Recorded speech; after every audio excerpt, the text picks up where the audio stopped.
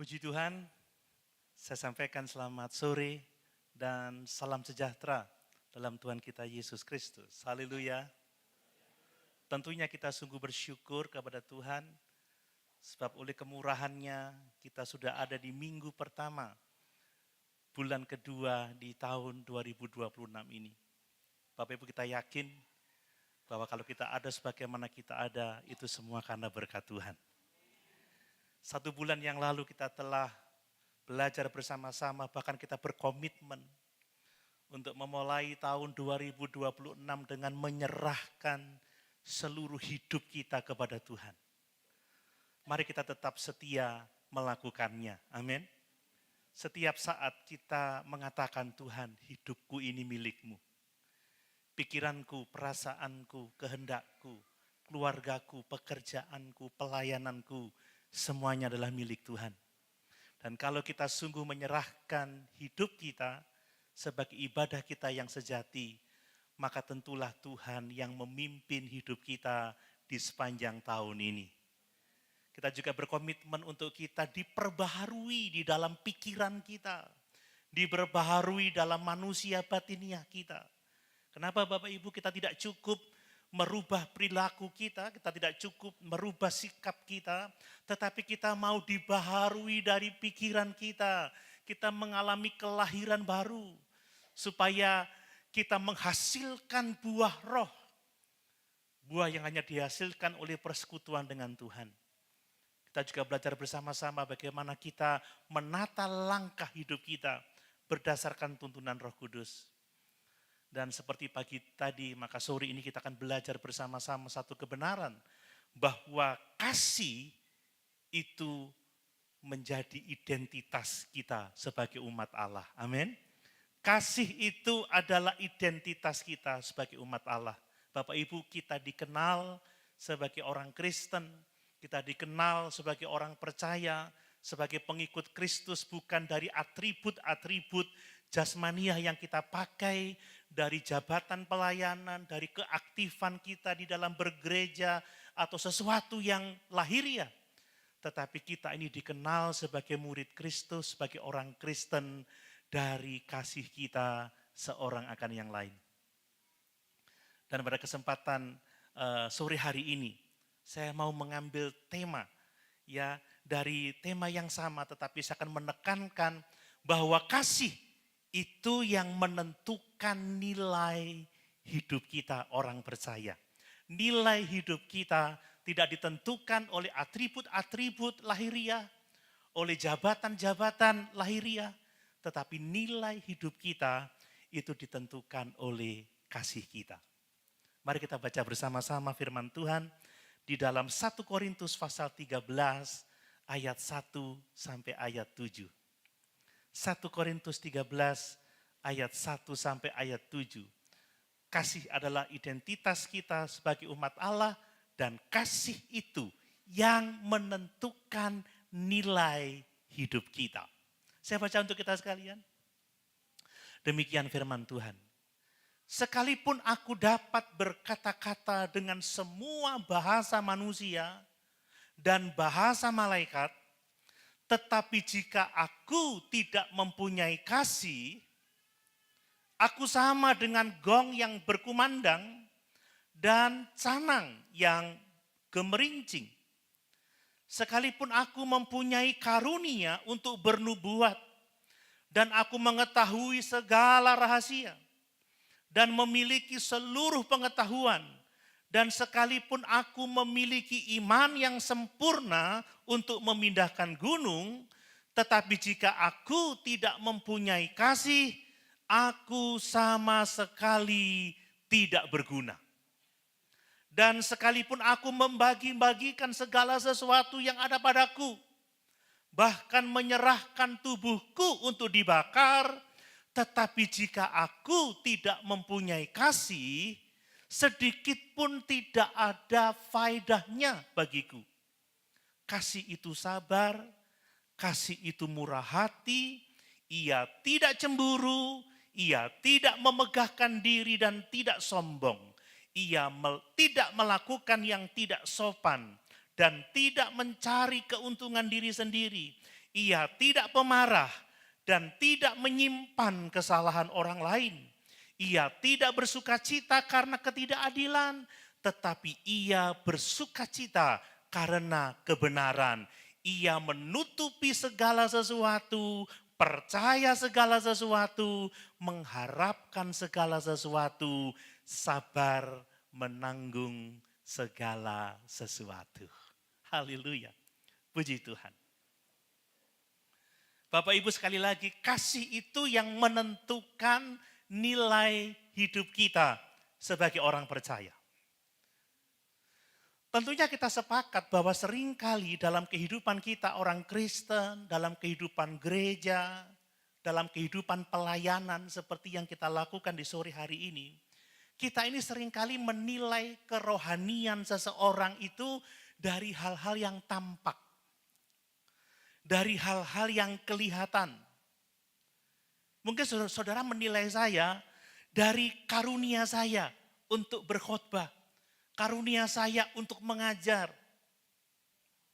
Saudara, demikianlah biasanya orang menilai orang lain. Mungkin karena aktifnya dalam pelayanan. Seseorang dihargai karena waduh dia nggak pernah nggak ibadah.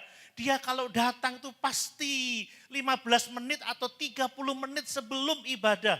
Atau orang yang setia dalam pelayanan, rajin dia, tidak pernah dia tidak melayani Tuhan. Bahkan sakit sekalipun, dia tetap setia melayani Tuhan.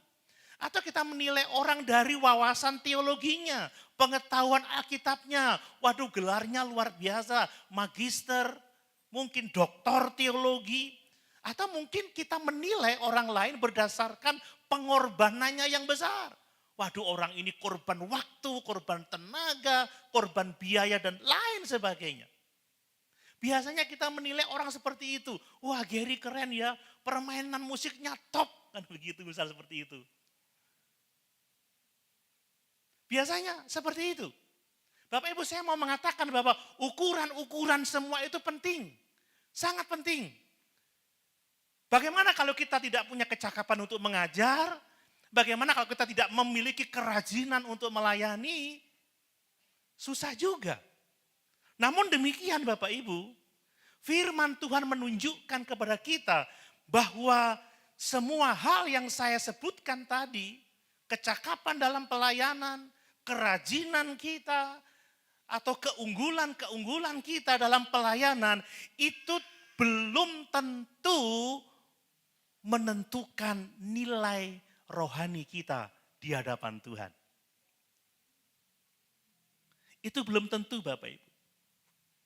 Rasul Paulus menulis surat ini kepada jemaat di Korintus. Sebuah jemaat yang penuh dengan karunia-karunia rohani. Jemaat yang penuh dengan karunia-karunia pelayanan. Gerejanya dinamis, aktif saudara. Ekspresi rohaninya luar biasa. Tetapi mereka lemah di dalam relasi satu dengan yang lain.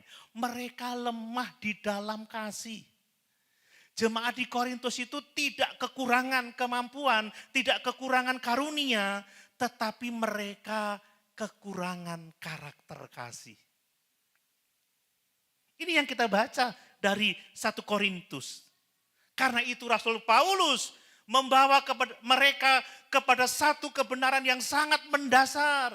Bahwa tanpa kasih, semua karunia-karunia rohani, semua karunia-karunia pelayanan, semua keunggulan-keunggulan yang kita punya, mungkin kecakapan mengajar, keterampilan memainkan alat musik, mungkin kerajinan dalam beribadah, itu menjadi kehilangan maknanya.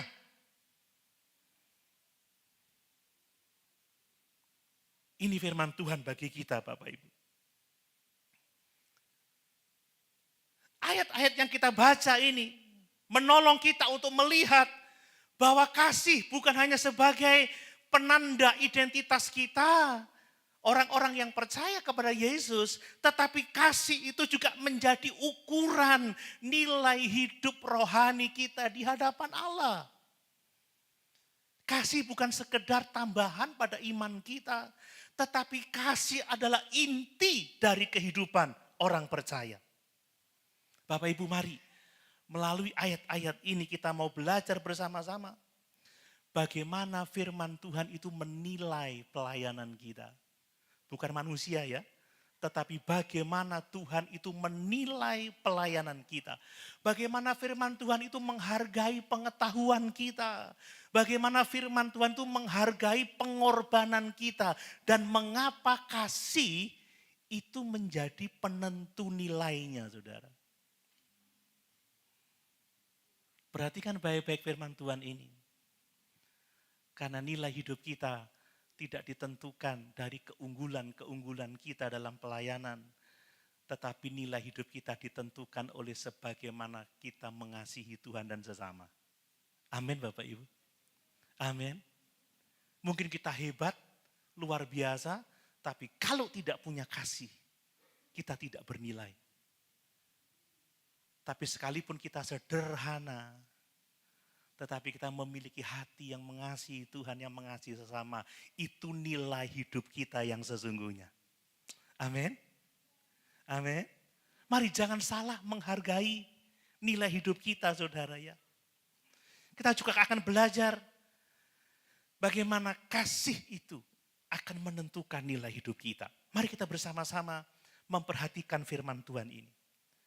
Supaya hidup kita dikuatkan dan kita yang telah menyerahkan hidup kepada Tuhan, yang telah diperbaharui manusia batiniah kita yang berbuah dan menata hidup di dalam pimpinan roh Tuhan, kita memiliki nilai hidup yang sesungguhnya. Yang pertama perhatikan Bapak Ibu, ternyata tanpa kasih, semua keunggulan rohani yang kita punya dalam hidup ini, itu kosong. Itu enggak ada artinya. Karunia-karunia rohani, karunia-karunia pelayanan, apapun yang sudah kita lakukan, kalau tanpa kasih, itu semua tidak ada artinya di hadapan Tuhan. Bahkan itu tidak akan dapat menjadi berkat.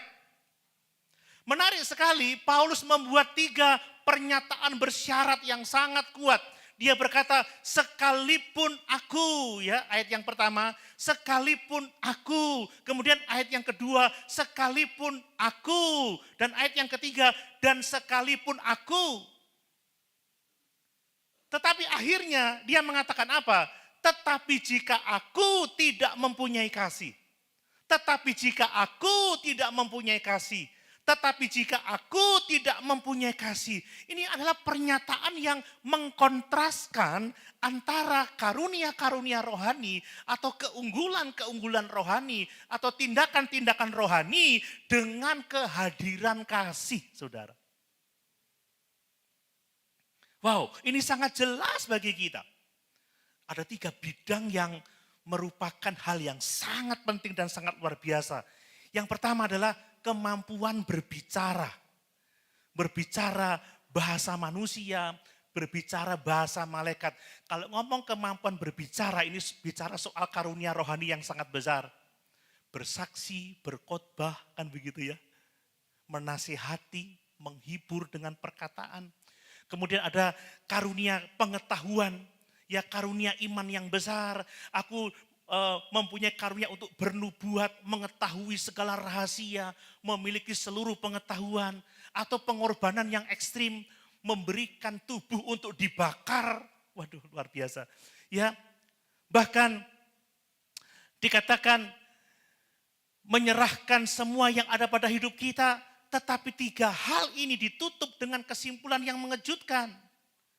Kalau aku tidak mempunyai kasih, maka aku akan menjadi seperti gong yang berkumandang. Canang yang gemerincing. Kalau aku tidak mempunyai kasih, aku sama sekali tidak berguna. Perhatikan itu. Kalau aku tidak mempunyai kasih, maka semua pengorbananku tidak ada faedahnya.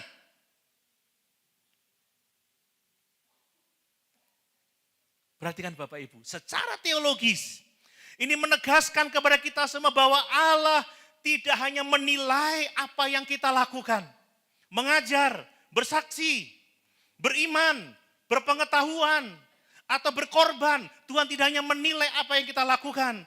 Tetapi Tuhan menilai dengan motivasi apa kita melakukan itu. Amin Bapak Ibu. Amin. Tuhan menilai motivasinya. Kita melakukan dengan hati yang seperti apa. Dan dari sini kita membaca, kasih itu menjadi unsur yang sangat esensial dan memberi nilai rohani pada setiap karunia dan tindakan yang kita lakukan dalam pelayanan. Saudara, khotbah saya sore hari ini tidak dinilai oleh Tuhan berdasarkan bagaimana saya berkhotbah, tetapi motivasi apa yang ada di dalam hati saya. Dengan hati seperti apa saya berkhotbah sore hari ini. Para pemain musik tidak hanya dinilai saat mereka memainkan musik, tetapi motivasi apa di balik permainan mereka. Saat choir menaikkan tarian untuk kemuliaan Tuhan, motivasinya apa? Amin Bapak Ibu. Ini penting. Tuhan tidak menilai apa yang kita lakukan, tidak hanya menilai apa yang kita kerjakan, tetapi dengan hati yang seperti apa, dengan motivasi yang seperti apa. Perhatikan bahwa ternyata pelayanan tanpa kasih itu hanya menjadi seperti bunyi-bunyian yang tidak ada maknanya, yang tidak mendatangkan berkat, tidak menjadi berkat untuk orang yang mendengarnya. Kemampuan berkata-kata yang hebat, bisa berbahasa, semua bahasa manusia, bahasa malaikat sekalipun tanpa kasih, hanya sekedar bunyi-bunyian, hanya seperti gong yang berkumandang, gak membawa manfaat, hanya seperti canang yang gemerincing, keras bunyinya tetapi kosong tanpa makna di hadapan Allah. Kosong tanpa makna di hadapan manusia. Apa artinya Bapak Ibu? Pelayanan kita bisa terdengar hebat. Pelayanan kita bisa begitu dihargai oleh orang lain, mengesankan orang lain. Tetapi kosong artinya apa? Tidak menjadi berkat, tidak dapat membangun orang yang mendengarnya karena tidak lahir dari kasih.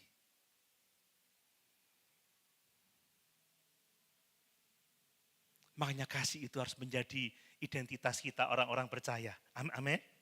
Mari Bapak Ibu, motivasi hati dalam melayani harus terus kita periksa. Kita tidak hanya bertanya dalam hati apakah saya melayani atau tidak. Tetapi apakah saya melayani dengan kasih atau tidak. Itu yang perlu kita gumuli. Sore hari ini saya berkhotbah dengan kasih atau tidak. Atau saya hanya berkhotbah untuk mencari kepentingan diri saya, untuk mengesankan saudara, untuk menyenangkan saudara. Atau saya berkhotbah karena saya mengasihi saudara, saya memberitakan kebenaran dengan apa adanya. Saya tidak menutupi firman Allah bagi saudara. Itu yang penting Bapak Ibu.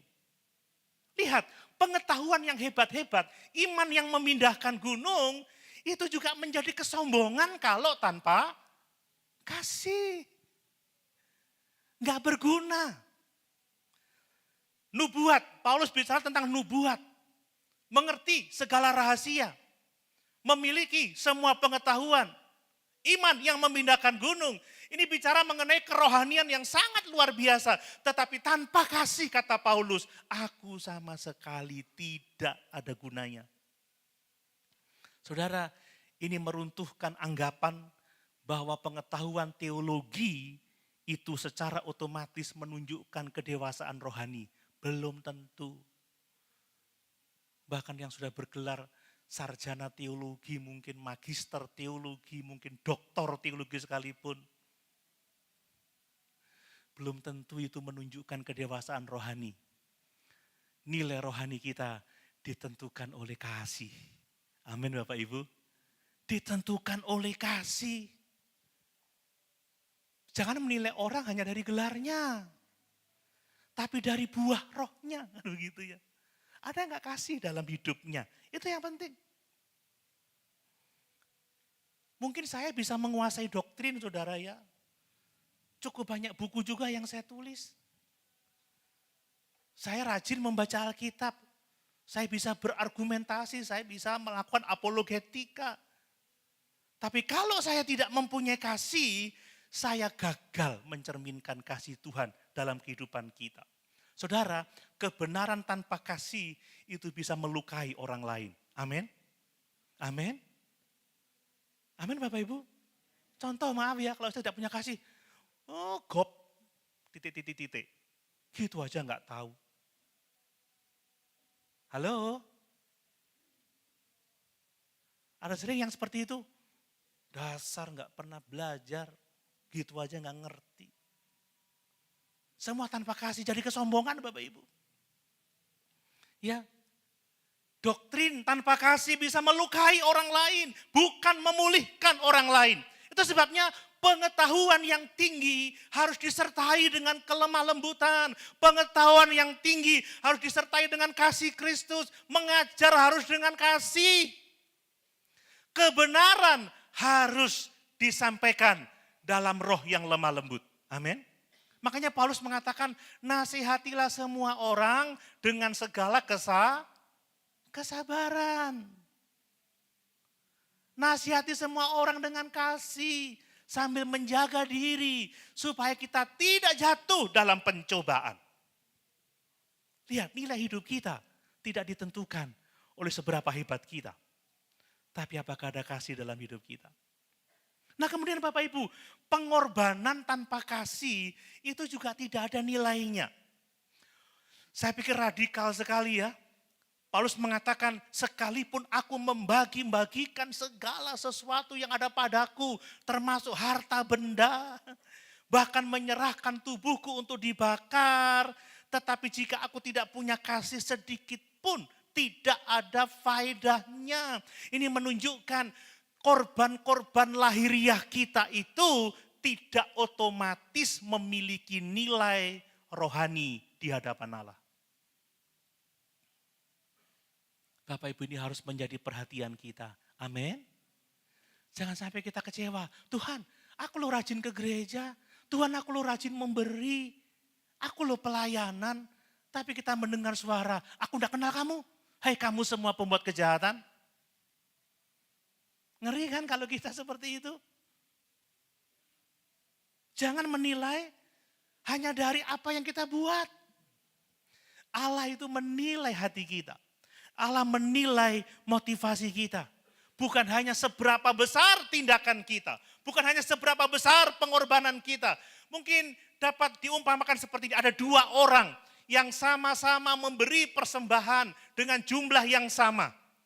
Tetapi nilainya bisa berbeda di hadapan Tuhan. Karena hati yang berbeda. Amin. Amin. Bahkan bukan dalam jumlah yang sama.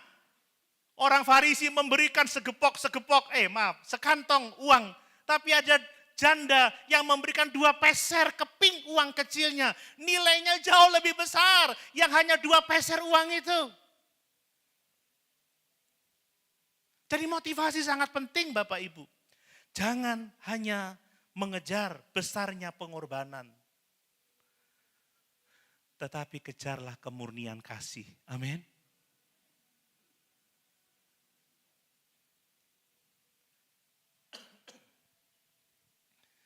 Semua yang kita berikan berdasarkan kasih, itu memiliki nilai rohani yang tinggi di hadapan Tuhan. Amin. Jangan melayani demi pengakuan, wah dia hebat ya, korbannya gede. Tapi mari kita melayani sebagai respon kasih Kristus dalam kehidupan kita. Mari kita selalu memeriksa hati kita Bapak Ibu. Kita memberi karena kasih atau sekedar memberi. Rugi kalau kita sekedar memberi. Rugi. Tapi kalau memberi, siapkan hati. Tuhan, aku memberi karena Engkau lebih dahulu mengasihi saya. Amin. Aku memberi karena aku mengasihi Engkau. Seberapa yang dapat kuberi, itu kulakukan karena aku cinta kepada Tuhan. Ini yang bernilai di hadapan Allah. Saudara, lalu seperti apa sih kasih yang dimaksud oleh firman Tuhan itu? Ternyata kasih yang dimaksud oleh firman Tuhan, kasih Kristiani itu adalah karakter Bapak Ibu ya. Kasih itu karakter, kasih itu bukan emosi. Coba kita baca ayat 4 sampai ayat yang ke-7. Ternyata kasih itu sabar. Ini bicara soal karakter. Kasih itu murah hati. Kasih itu tidak cemburu. Ia tidak memegahkan diri dan tidak sombong. Ia tidak melakukan yang tidak sopan dan tidak mencari keuntungan diri sendiri. Ia tidak pemarah dan tidak menyimpan kesalahan orang lain. Ini karakter. Ia tidak bersukacita karena ketidakadilan, tetapi ia bersukacita karena kebenaran. Ia menutupi segala sesuatu, percaya segala sesuatu, mengharapkan segala sesuatu, dan sabar menanggung segala sesuatu. Ini bicara karakter. Kasih itu bukan hanya perasaan hangat Bapak Ibu ya. Enggak, ini karakter.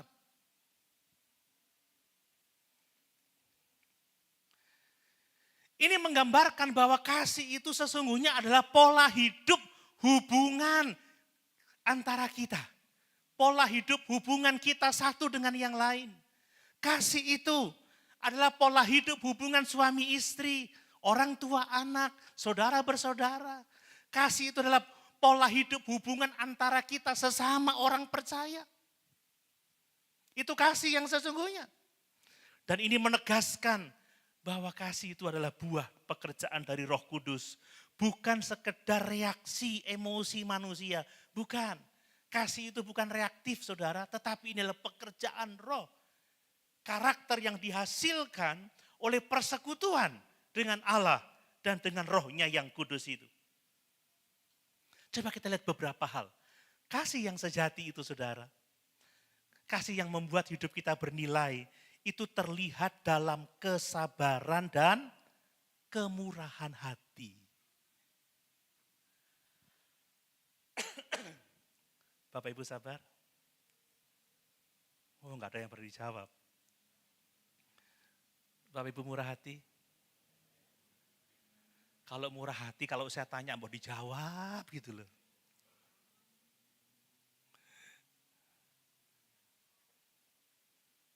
Saudara kalau murah hati itu ditanya yang jawab gitu ya.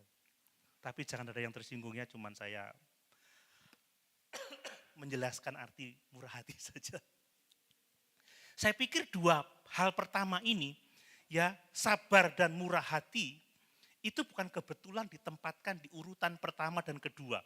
Karena konflik dalam hubungan sesama manusia, itu biasanya gagal karena dua hal ini. Hubungan antara manusia itu gagal karena apa? Pertama-tama enggak sabar, yang kedua enggak murah hati saudara. Kalau orang mau sabar, hubungan itu akan tertolong. Enggak dikit-dikit putus hubungan dengan nyamuk. Wah, enggak sabar itu. Capek dikit, udah kita enggak usah temenan dah. Capek aku. Itu enggak sabar saudara. Lalu enggak murah hati. Kalau orang sabar dan murah hati, hubungannya langgeng. Loh lah enggak ada yang amin. Saudara pasti sabar terhadap saya. Loh kan enggak ada yang iya. Ah, iya. Pasti saudara murah hati juga sama saya kan? Terima kasih yang amin dan yang tidak amin pasti hanya karena mungkin mulutnya terkunci belum dibuka. Tapi hatinya aminnya gede. Saudara, sabar itu menunjuk pada daya tahan terhadap kelemahan orang lain. Ya, ini daya tahan terhadap kekurangan orang lain. Jadi orang lain punya kelemahan, kita bisa sabar, kita bisa menerima. Kita enggak cepat marah, itu artinya sabar. Kekuatan menanggung beban, kekuatan menanggung penderitaan. Dan murah hati itu tindakan aktif dalam berbuat baik. Contoh kalau saudara mengajari anak-anak. 1 tambah 1 berapa? 11. Ya. 1 tambah 1 berapa? 1. 1 tambah 1 berapa? Peng. Nah itu saudara, itu enggak sah. 1 tambah 1 berapa nak? 11. Coba, yuk dihitung. 1 ditambah 1 berapa nak? 2 jari. Oh, tambah ngamuk saudara. Coba kamu punya satu kelinci, ditambah satu kelinci berapa berapa jumlah kelincinya? Kelincinya amat lucu, matanya bulat, telinganya panjang. Langsung ngambil, mau dipukul aja gitu. Kalau sabar, diajar, yuk pelan-pelan, sampai ngerti. Coba 1 ditambah 1 sampai akhirnya anak itu tahu, oh jumlahnya 2. Itu orang yang murah hati, saudara. Dalam hubungan, mungkin kekasih kita nggak paham-paham, ditolong untuk paham, nggak langsung segera menyerah seperti itu. Amin Bapak Ibu. Ini yang menguatkan hubungan. Justru begini ya, kasih itu paling nyata bukan saat situasi harmonis. Kalau semuanya harmonis itu gampang, semua orang bisa. Tetapi kesabaran dan kebaikan hati itu akan kelihatan saat kita disalahpahami. Saat kita dilukai, saat kita diabaikan, saat kita dikecewakan, disitulah akan terlihat apakah kita punya kasih atau tidak, apakah kita sabar atau tidak, apakah kita murah hati atau tidak. Itu yang membuat hidup kita bernilai, Bapak Ibu. Bernilai di hadapan Tuhan, bernilai di hadapan sesama. Kesabaran itu menjadi bukti kasih, tetap baik sekalipun dianiaya, itu bukti kasih. Makanya kata Paulus, janganlah lawan kejahatan dengan kejahatan. Jangan balas kejahatan dengan kejahatan, kalahkan kejahatan dengan kebaikan. Mari mengukur kasih bukan dari perasaan. Tetapi saat orang-orang menyalahpahami kita, saat orang-orang melukai kita. Saat orang-orang mungkin menghina kita. Tunjukkan kesabaran, tunjukkan kebaikan, aktif melakukan kebaikan. Bukan gini, ya udah aku enggak marah, tapi aku enggak mau ngomong sama kamu. Itu namanya enggak ada kebaikan. Ya udah, aku enggak marah, tapi jangan ketemui aku lagi. Itu sama aja. Itu bukan kasih. Amin Bapak Ibu. Waduh berat sekali firman Tuhan hari ini. Lihat kemudian, kasih itu menolak sifat egois saudara. Lihat ayat 4 bagian B dikatakan tidak cemburu, tidak memegahkan diri dan sombong, tidak melakukan yang tidak sopan, tidak mencari keuntungan diri sendiri. Ini semua bicara tentang sifat egois saudara. Cemburu itu orang yang egois. Masa istri mau ngobrol sama temen SMA-nya aja kita nggak boleh. Jangan. Cemburu amat. Masa istri mau pelayanan dicemburui? Itu egois. Sombong itu juga egois. Menganggap diri paling hebat. Orang lain tidak ada artinya.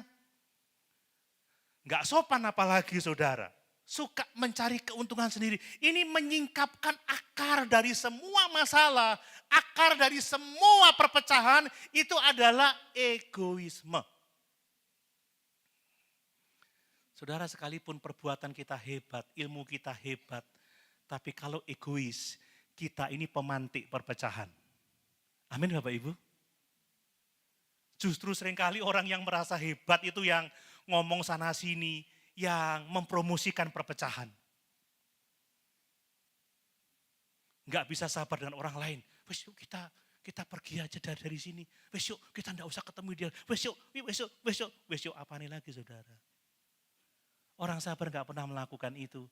Orang yang baik enggak pernah melakukan itu. Amin. Hati-hati sama provokator yang seperti itu. Itu namanya cemburu, mementingkan diri sendiri, sombong, mencari keuntungan diri, nggak mikir rumah tangganya, nggak mikir pekerjaannya, nggak pikir gerejanya, pokoknya kepentinganku ini dapat tercapai. Ini akar semua dari perpecahan. Makanya sekalipun kita hebat, kalau kita egois seperti ini Bapak Ibu, kita akan menjadi sumber dari segala sumber perpecahan. Ngeri kan? Orang itu bisa melayani Tuhan, tetapi tetap mencari kepentingannya sendiri. Mencari kesenangannya sendiri. Orang itu bisa aktif, tetapi tetap ingin mencari nama, ingin diutamakan, ingin dimuliakan. Tidak melakukan dengan tulus.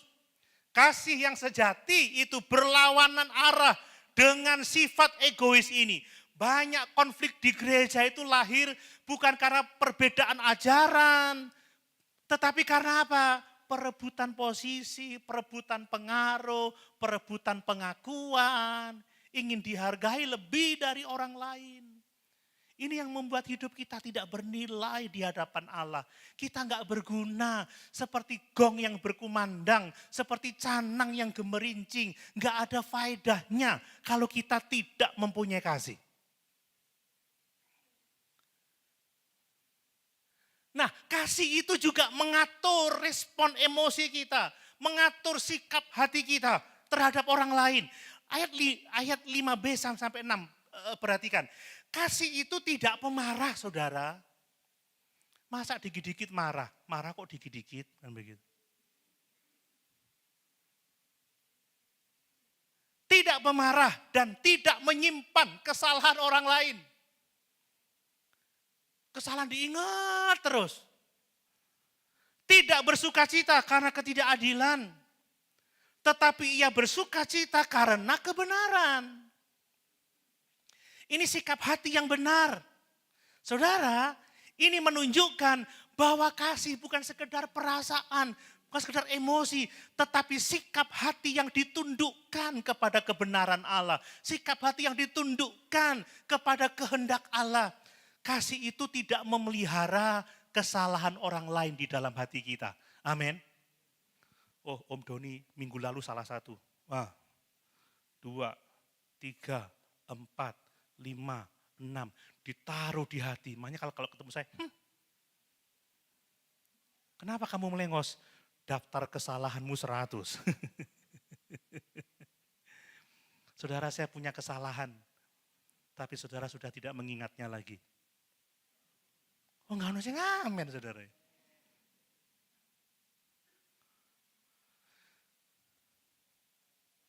Kalau Tuhan tidak mengingat-ingat kesalahan kita, ya kita enggak boleh mengingat kesalahan orang lain. Karena tadi pagi diajarkan mengasihi itu standarnya adalah kasih Kristus. Kasih itu tidak menyimpan kesalahan, tidak ada kepahitan. Kasih itu tidak menikmati kejatuhan orang lain. Ada orang loh yang bersuka cita kalau orang lain jatuh, syukur kon. Deloken Om Doni tahun ngarep jatuh. Waduh, saudara.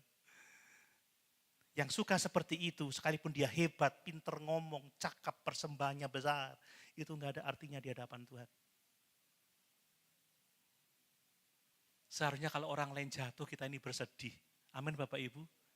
Mau menolong, mau mendoakan, bukan malah bersuka cita atas ketidakadilan. Kasih itu berpihak kepada kebenaran, bukan pada kepentingan diri sendiri, bukan pada kepentingan kelompok. Makanya sekalipun kita mungkin bisa berbahasa semua bahasa, kita punya pengetahuan, kita punya hikmat, kita punya iman yang memindahkan gunung, kita punya pengorbanan yang besar, tapi kalau kita suka memelihara kesalahan orang lain, kita suka menikmati kejatuhan orang lain, kita tidak berpihak kepada kebenaran, semua yang kita punya itu kosong di hadapan Tuhan. Nol besar Bapak Ibu, gak ada artinya, sia-sia. Bahkan Tuhan mengatakan kita ini pembuat kejahatan. Sekalipun kita aktif, tapi ingat lagi, Matius 7 ayat 21, 22, 23, pembuat kejahatan. Kasih tidak berkata, saya mengampuni tetapi saya tidak bisa lupa. Waduh, enggak seperti itu saudara. Kasih itu tidak hanya mengampuni, tetapi juga melupakan. Amin. Seperti pujian tentang Tuhan Yesus itu. Tuhan selalu ampuni dan lupakan yang sudah. Dan takkan ingat salahku. Tuhan selalu ampuni. Bisa nggak saudara mengatakan, saya selalu ampuni dan lupakan yang sudah dan takkan ingat salahmu. Tuhan, Tuhan, saya selalu ampuni. Kok tegang banget ya, kayaknya belum mengampuni saya deh. Haleluya Bapak Ibu. Kalau kita nggak bisa mengampuni semua yang kita buat, semua yang kita punya, nol besar di hadapan Tuhan. Mari hentikan kebiasaan menyimpan luka, saudara. Kalau nyanyi gelas-gelas kaca,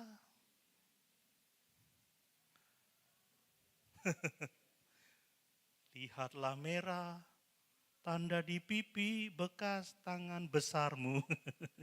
Yang diingat itu aja. Nggak selesai masalah saudara.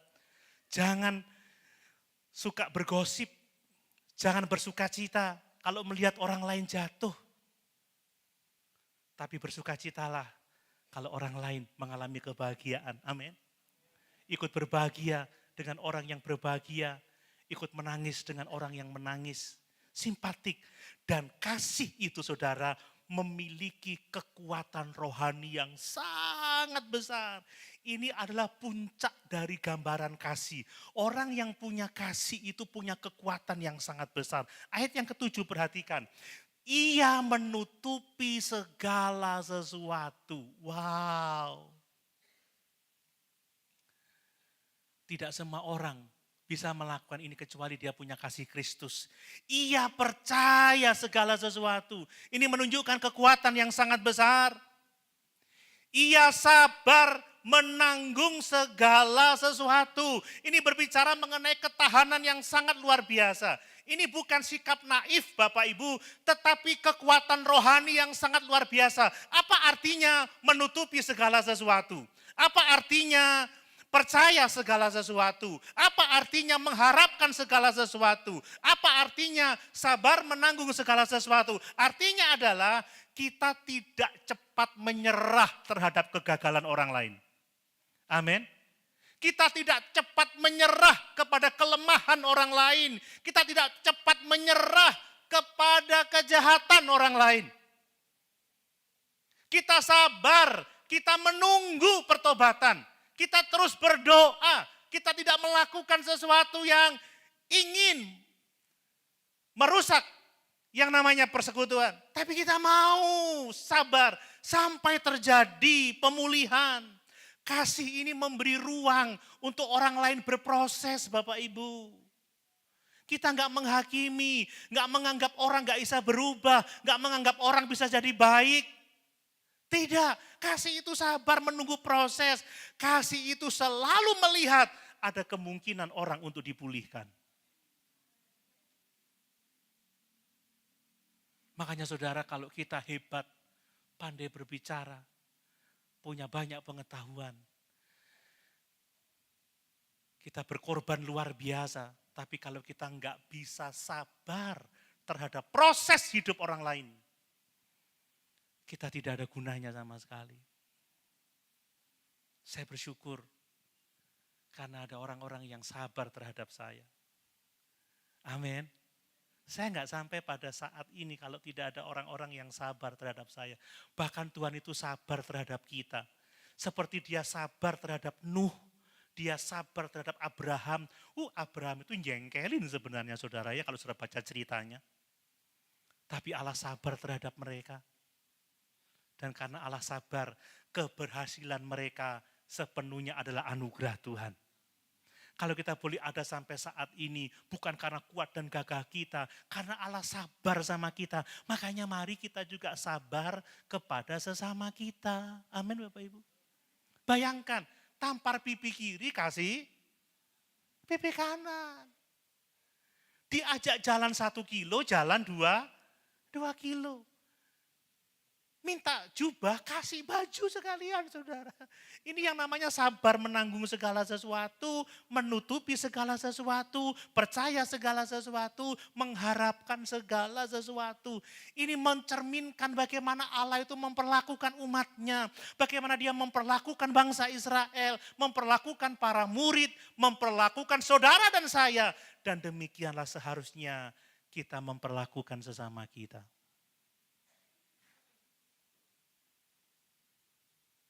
Amin Bapak Ibu. Supaya hidup kita memiliki nilai di hadapan Tuhan. Sebagaimana Allah tidak menyerah kepada kita, jangan kita menyerah kepada orang-orang yang ada di sekitar kita. Jangan menyerah terhadap pasanganmu, orang tuamu, anak-anakmu, saudaramu, kerabatmu. Jangan menyerah terhadap sesama orang percaya. Amin. Jangan menyerah kepada saya. Amin. Ojo ngomong, wes ganti aja pendetone. Nanti saya bilang, ganti aja jemaate. Haleluya Bapak Ibu. Sabar. Saya kalau nggak sabar pengerja udah tak pulangkan semua, saudara. Atau mungkin dia memecat saya jadi gembalanya.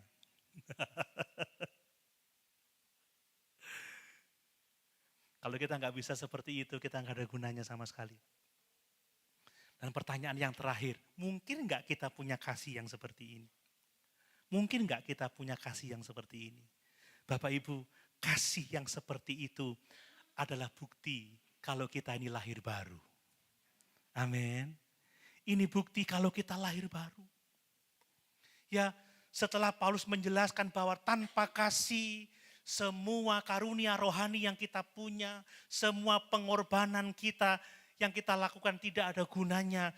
Kasih itu adalah karakter rohani dan kasih ini hanya akan muncul kalau kita melekat pada Yesus. Amin. Dia adalah pokok anggur yang benar dan kita adalah ranting-rantingnya. Kasih yang kita baca tadi melampaui kemampuan kita, saudara. Kita semua telah berdosa, kita semua telah kehilangan kemuliaan Allah. Tidak ada yang benar, seorang pun tidak. Makanya kalau kita bisa melakukan itu tanda bahwa kita sudah lahir baru. Itu tanda bahwa Yesus yang memimpin kehidupan kita. Kasih bukan sekedar kewajiban etika, bukan. Tetapi tanda kehidupan baru. Dengan kata lain, sekali lagi, semua yang kita sebut tentang kasih tadi, itu indikator bahwa kita adalah manusia baru. Kalau orang masih egois, itu masih manusia lama, saudara. Iya kan? Nggak sabaran, suka kalau orang lain jatuh. Seperti saya dulu pernah habis baptis, saya lari saudara, karena mau cepat-cepat ganti baju. Saya jatuh saudara. Waktu itu berat badan saya 115 kilo. Gedebuk, kocok-kocok itu goyang. Ketawa, Om Doni jatuh. Gak ditolongi saudara. Wah itu belum lahir baru itu.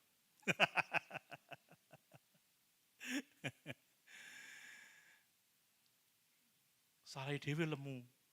Loh, saya tuh gak pernah minta gemuk loh saudara. Kok tiba-tiba gemuk sendiri itu? Sedikit intermezzo supaya saudara tidak tegang. Kasih ini adalah pekerjaan Allah. Amin. Amin. Ini adalah buah dari persekutuan dengan Roh Kudus. Kasih itu mengalir dari persekutuan dengan Yesus. Kalau kita menjadi manusia baru, maka kita akan melahirkan karakter yang baru juga. Kalau kita melekat pada Yesus, kita akan menjadi seperti Yesus.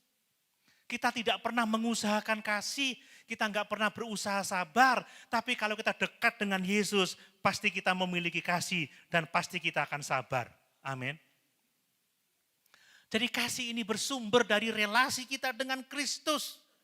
Kita tidak mengasihi supaya kita menjadi anak Allah, bukan.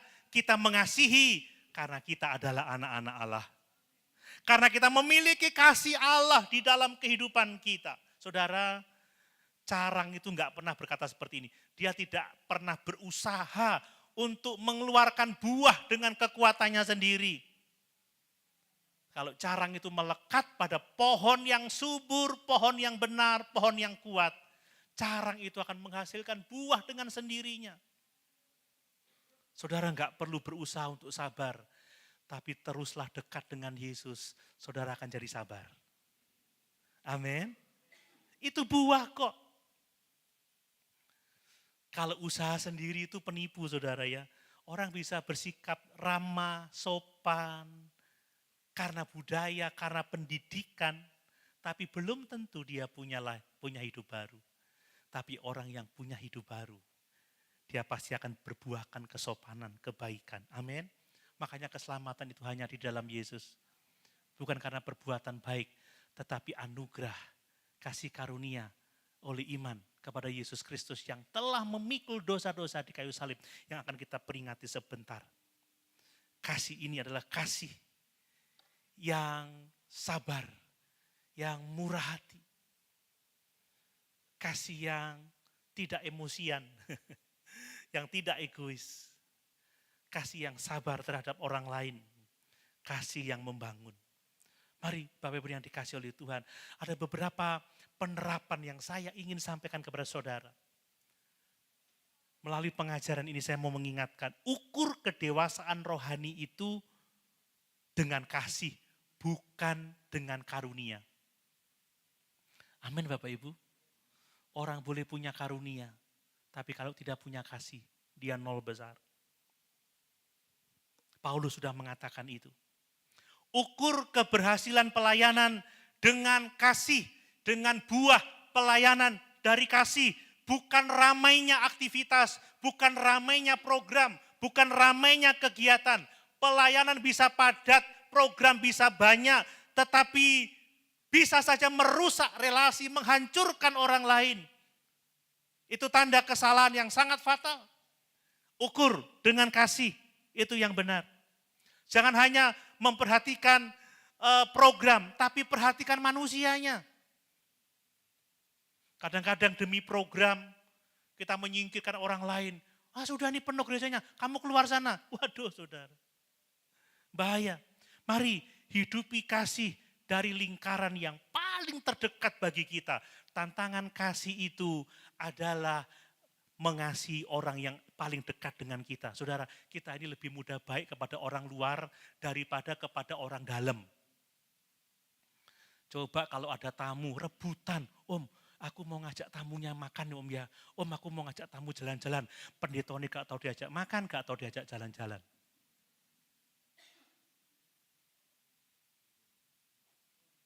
Jangan tersinggung. Itu realitas. Gitu ya. Om izin om, mau kemana? Jalan-jalan. Izin om mau makan. Dalam hati, loh aku kapan? Om karena wis lemu. Enggak, ini hanya contoh guyon aja saudara. Tapi kalau saudara anggap benar ya enggak apa-apa lah. Nah, ini bisa. Kalau di rumah saudara, sering kali kalau ada tamu, semua keluar saudara. Mau minum apa? Cafe latte, cappuccino, Spanish latte. Waduh, anaknya datang, Pak, kopi. Air putih sana. Gitu sih, godoko dewe.